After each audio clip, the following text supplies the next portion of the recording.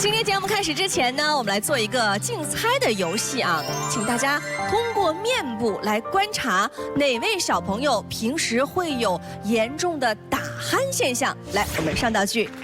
好，来看一下我们模拟3位小患者啊，这个人形道具已经上来了。各位看一下，因为他们的面部表情啊，感觉是不太一样的啊，所以你们观察一下，觉得哪位小朋友可能平时会容易打呼，睡眠质量不太好呢？来，如果回答的举手告诉我。来，这位阿姨。第一位吧，第一位小朋友看了比较胖，体重比较重的人一般会打呼的。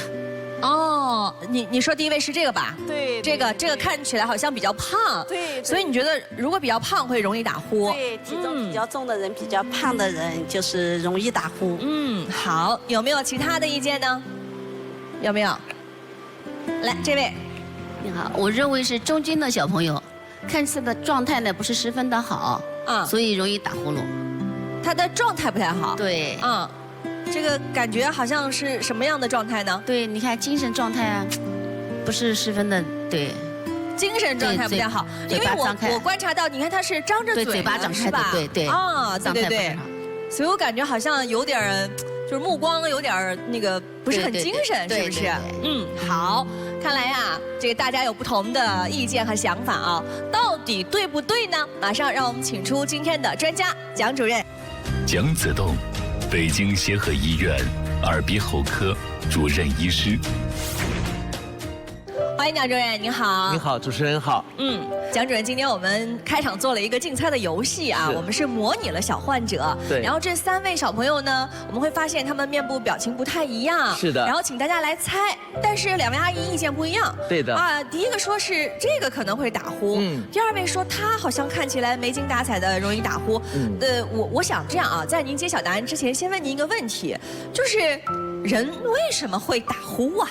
对的，就当气流啊通过正常的管道的时候，很少会发出声音。当这个管道啊有狭窄或部分阻塞的时候，气流不畅，局部的紊乱的气流会让管壁震动，就会发出声响。那我们人呼吸的时候呢，先吸气，气流经过鼻孔进入鼻腔，然后经过嗓子，经过喉到气管，再进入肺。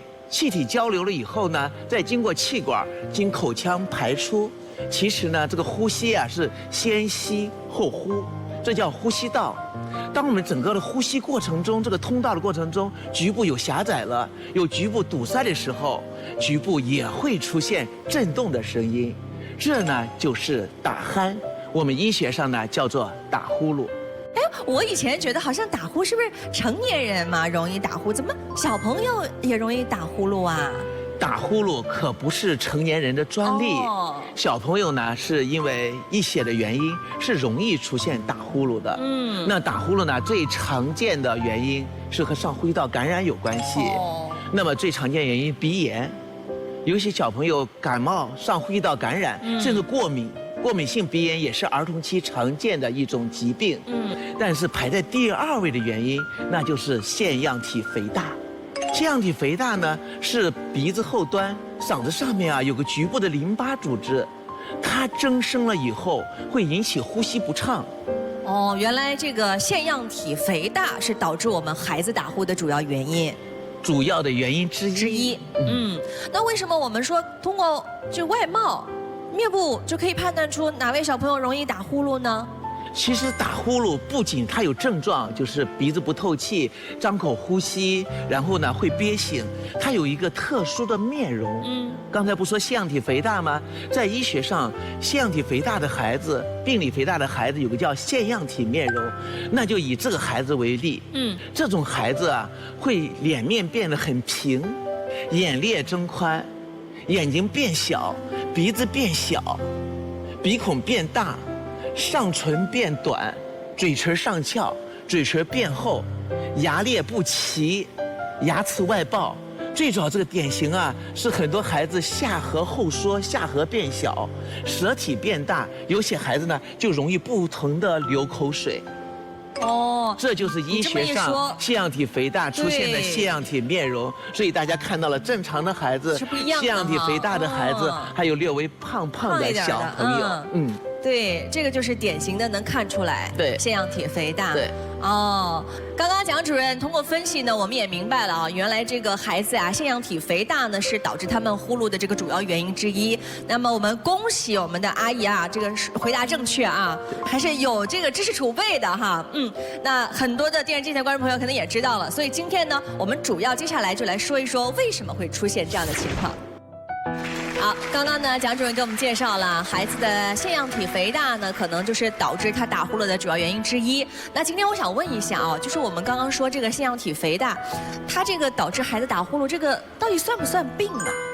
首先要知道腺样体在什么地方，很多人可能都没听说过腺样体，所以说腺样体肥大是个病啊，很多人还不接受。但是呢，我们在我们生活中都听说过扁桃体、扁桃腺啊，嗓子疼，扁桃腺发炎在里面。对，很多人一张口，嗓子里边两侧有2个圆球的东西，那叫扁桃体。其实啊，腺样体和扁桃体一样，都是淋巴组织，它是在我们的呼吸道入口。那腺样体在什么位置呢？位置比较深，它在鼻腔的深部，在我们嗓子嘴往上的位置，比较深的位置，那是腺样体的位置，又是淋巴组织，所以我们医学上呢是称为淋巴卫士。所以我们每个人啊，在小的时候啊，都是有腺样体的，它是正常的结构。我们知道。当人感染病毒、细菌的时候，人体要来抗病毒、抗细菌、抗过敏的时候啊，都知道白细胞。白细胞是一种，也是人体手物的卫士。其实腺样体刚才讲，它是淋巴卫士。在5岁之前啊，白细胞的功能人体没有那么强大，这时候啊，腺样体大哥，包括这个扁桃体大哥就挺身而出。对的，所以它会增生肥大。增加力量来抗病毒、抗细菌，来抗过敏。当它病毒、细菌、过敏源被清除了以后啊，它就回到原来的大小上去，不影响呼吸，不影响其他器官的功能。那个是它正常的这样的增大，可以说。但是呢，在医学上，5岁以后，随着年龄长大呀，我们腺样体失去它的功能了，就白细胞功能强了。完成它的历史使命了，它会自己逐渐的萎缩，一直到消逝。所以腺样体这个东西存在是有历史使命的，它帮我们淋巴卫士嘛，帮我们抗病毒、抗细菌，会变大变小，但它持续的感染，持续的过敏，导致它肥大自己缩不回去了，那它就会堵塞我们呼吸道的通畅，就会有些人会出现打鼾、张口呼吸、憋气，甚至睡眠呼吸暂停，而且呢会影响这个鼻咽部局部的其他器官的功能，像有些孩子会出现中耳炎、听力下降，还有人会出现反复的慢性鼻窦炎，其实啊都和这个腺样体过度的肥大有关系，叫病理性肥大。那还是要引起我们家长的高度重视的啊。对的。那刚刚我们也说了，孩子这个打呼啊，要引起大家的警觉。那什么样的鼾声我们就要注意了呢？它会出现什么样的声音，我们就觉得可能是这个原因呢？人体打鼾啊是有2个类型。第一个类型呢，就是睡觉打呼噜、持续打呼噜，叫打鼾啊，医学上叫鼾症。不仅小孩子，还有很多成年人也会晚上打呼噜、张嘴呼吸哈。但是还有一种特殊的类型，它是叫睡眠呼吸暂停。就这个人不仅在打呼噜，在打呼噜过程中啊，会突然不打呼噜了，然后呢又开始打呼噜了，声音此起彼伏。所以有2个类型哈，一个是单纯的打鼾，叫鼾症，还有一个类型呢叫睡眠呼吸暂停。所以大家听一听这个打呼噜的声音，就能够帮大家明辨这个人是不是处在一个危险的状态。好，那今天呢，我们就来听一听2种不同类型的打呼噜的声音。来，先听第一种。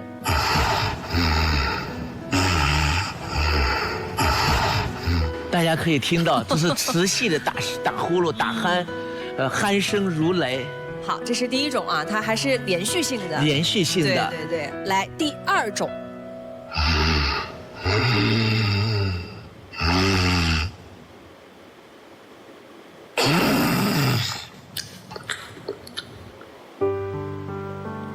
这第二种感觉好像怎么有点起伏，是吧？对的，他就打呼噜，突然有段时间不打呼噜了，然后呢，接着又声音变粗变重的一个剧烈的打呼噜，这只是大家听到的声音哈。其实，在家里大家可以观察到，有些人就会在打呼噜突然一个憋气，突然一个嘴唇发干，突然一下坐起来，就是因为在暂停的时候不打呼噜的时候会出现一个短暂的憋气、短暂的缺氧，这种伴有暂停声的呼。那对于孩子来说，这样的打鼾对身体有什么样的伤害呢？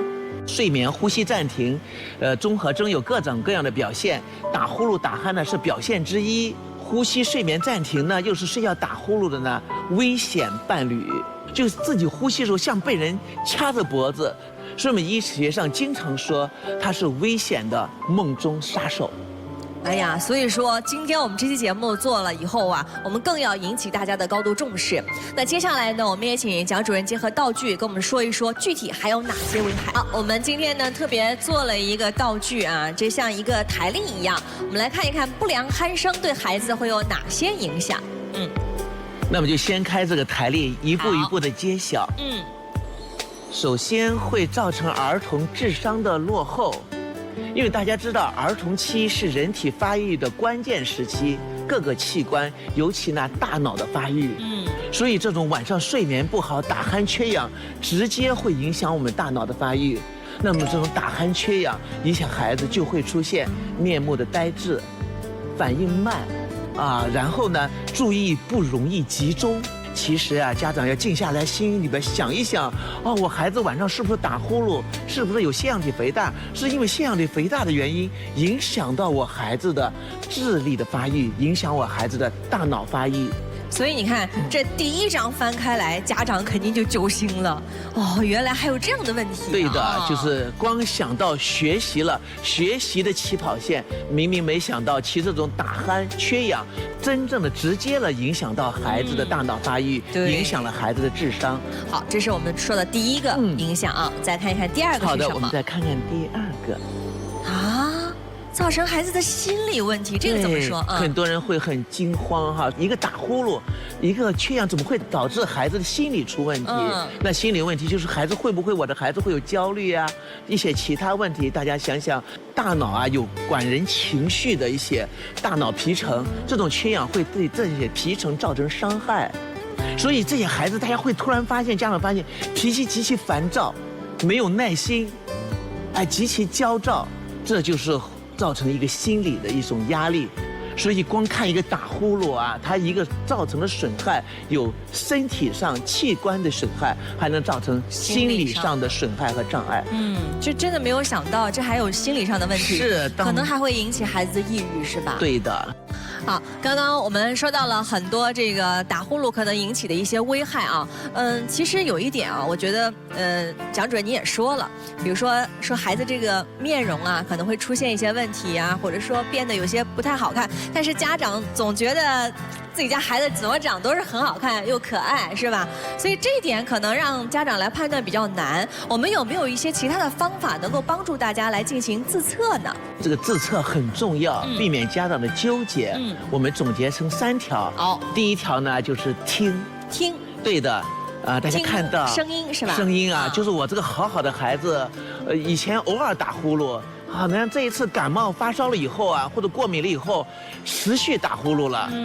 睡觉出现鼾声了，呼噜不停，而且出现前面放给大家听的，在打呼噜喘气的过程中，突然不喘气了，出现睡眠呼吸暂停了。所以听很重要。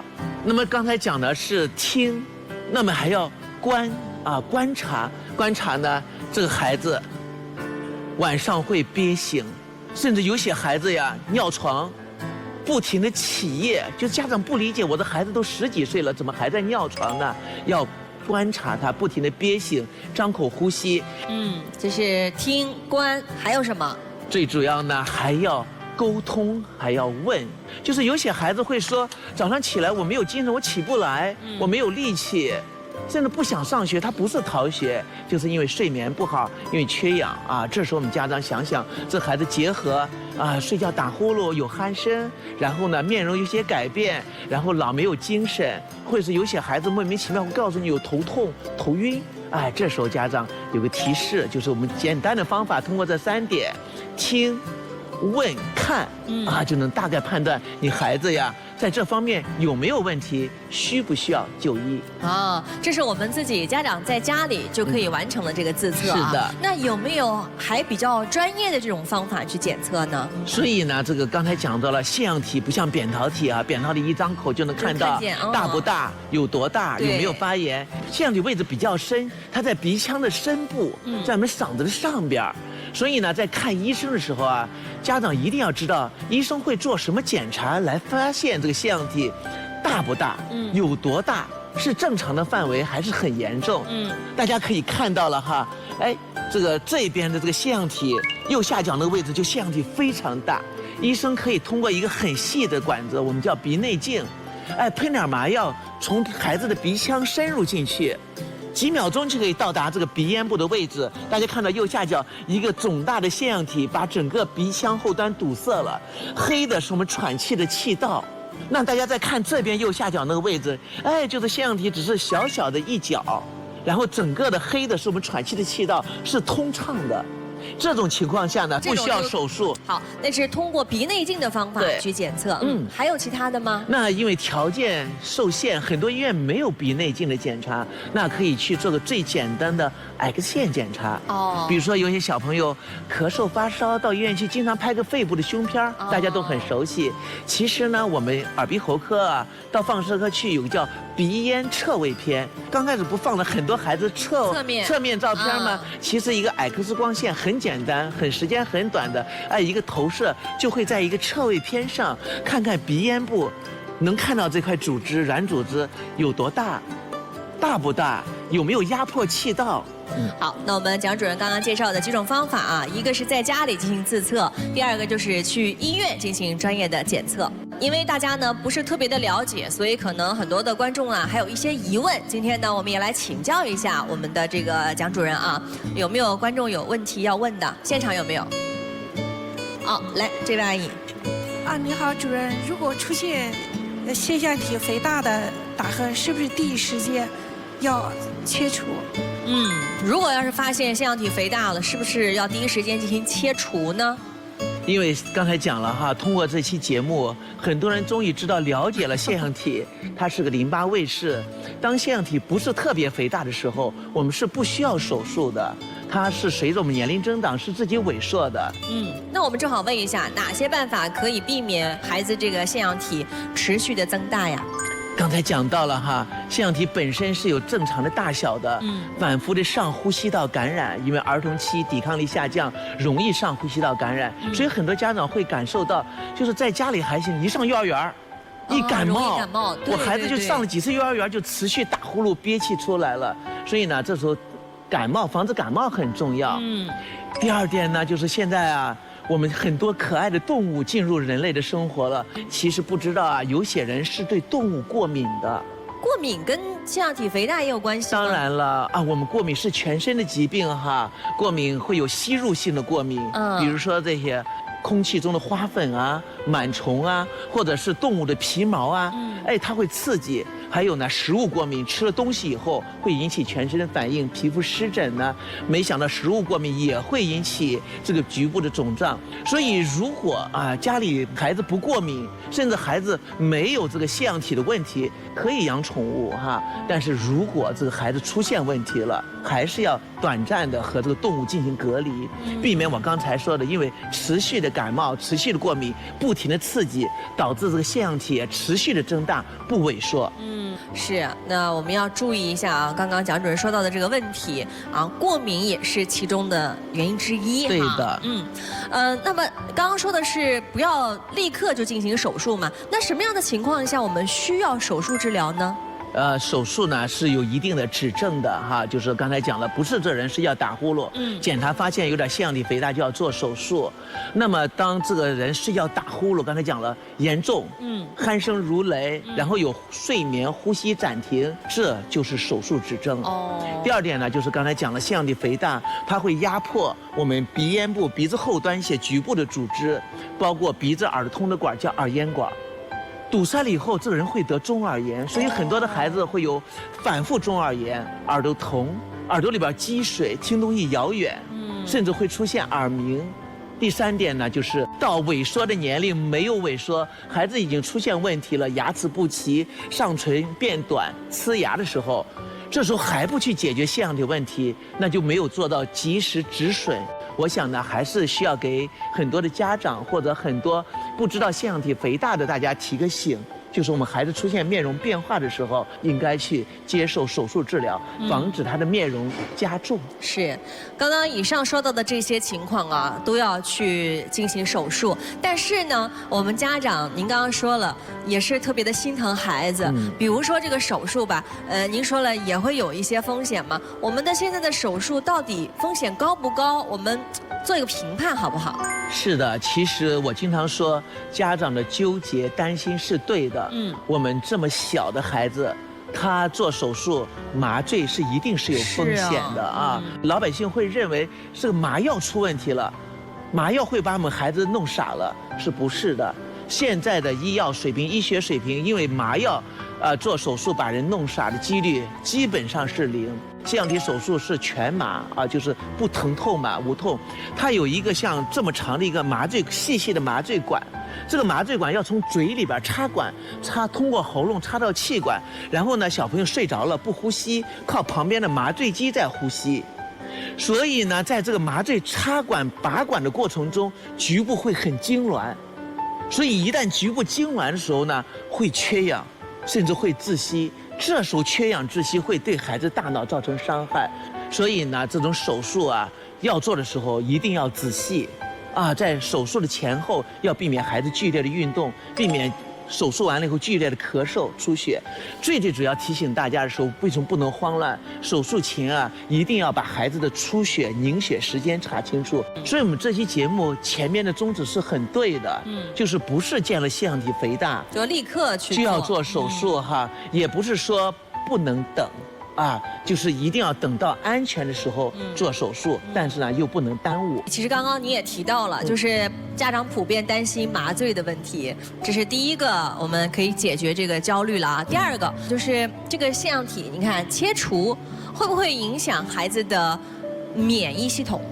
这个腺样体和扁桃体一样，是呼吸道入口的淋巴卫士，所以家长就会很揪心啊，说你给我做完手术了，是不是我孩子更容易感冒发烧了，免疫屏障被打破了呢？其实不能这样考虑的哈。我们医生和家长一样，也不想给孩子做手术。首先是需要做手术，没有办法要解决问题来做的手术。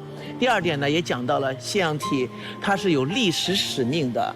我们到了一定年龄了，他没有这个免疫功能了，不需要他来充当卫士的时候，应该自己萎缩。没有萎缩的话呢，切除了以后，当然不影响了。所以呢，第三点就是，无论扁桃体、腺样体啊，它只是我们人体呼吸道入口免疫的一个环节，所以不能去专门纠结一点，说你把我孩子的扁桃体、腺样体切除了，就把我们孩子的免疫器官给损害了。这是家长担心，就是不舍得、不敢做手术的一个纠结点。所以今天听了也不用那么纠结了。对的。第三个就是腺样体严重肥大的孩子，能不能等到他年龄大了再切除呢？您刚刚也说了，他年龄大自然萎缩，那大了是不是好一点？那就是存在一个等还有一个多久能不能等？但是我刚才讲了哈，这些症状都出来了，而且有缺氧了，有些人就找前面的各种各样理由心疼孩子，影响免疫力各种原因，你可以拖。第一个，随着你拖的话，拖到他13岁了，也可能想做手术，腺样体萎缩了，也自然萎缩了。但是呢，这个孩子影响了发育了，影响面容是不可逆的。最主要，这孩子出现什么一个问题呢？成习惯性的张口呼吸了。就是把扁桃体、腺样体也切除了，但是孩子晚上鼻子也透气，就是不停的张口呼吸，还是张嘴的，对的。所以这时候家长更纠结了。是，好，那还是要合适的时候去。科学的面对哈，就是让医生来把握。我想今天通过这个节目，大家也知道我的孩子要不要做，急不急做，能不能等，等会怎么样，不等会怎么样。好，非常感谢啊，蒋主任给我们详细的说了很多，我们也希望解决家长的一些后顾之忧。就有的孩子他也没有腺样体肥大，也没有那个什么鼻炎，他还是就是单纯就是有这个鼾声，我们怎么来止住这个现象呢？我们总是要有一些方法来帮忙的哈。网上有一些消息说孩子睡觉前不能吃辣的东西，然后呢说不能喝牛奶，对，这个就是很天方夜谭哈。到底是什么？其实人家说的不一定全对，也不一定全错。他的确观察到他孩子喝了牛奶了以后，晚上就打呼噜重。那和喝牛奶有关系吗？因为很多家长知道我孩子喝了牛奶是增加抵抗力、免疫力，是对生长发育有好处的，就回到一个过敏的问题啊。有些孩子呀，他不过敏，你可以喝；有些孩子对牛奶过敏，所以他喝了牛奶不是身上起斑、起风疹，不是肚子痛，它会使鼻腔他的过敏反应是这样子，对，它可以表现在我们呼吸道分泌物增加，所以大家知道。分泌物增加的时候，气道也会相对变窄，所以他呼吸会有声音，会打呼噜，会张嘴呼吸。所以牛奶不是不能喝，但是我们小朋友如果对牛奶过敏，这一段时间症状很重，但是呢又不到做手术的级别哈那种程度的时候，你少接触一些过敏的食物，对我们孩子的症状减轻一定有帮助的。这样呢家长呢就不揪心了哈。所以一定是受影响，我们总是要用些方法，科学的方法帮助孩子。帮助家长解决点问题。好，感谢我们蒋主任给大家介绍的这些小方法啊，不光光是针对孩子了，对我们大人睡眠都是有所帮助的。好，今天非常感谢蒋主任来到我们节目当中，给我们科普了关于儿童打鼾的一些相关知识，我们也学到了很多。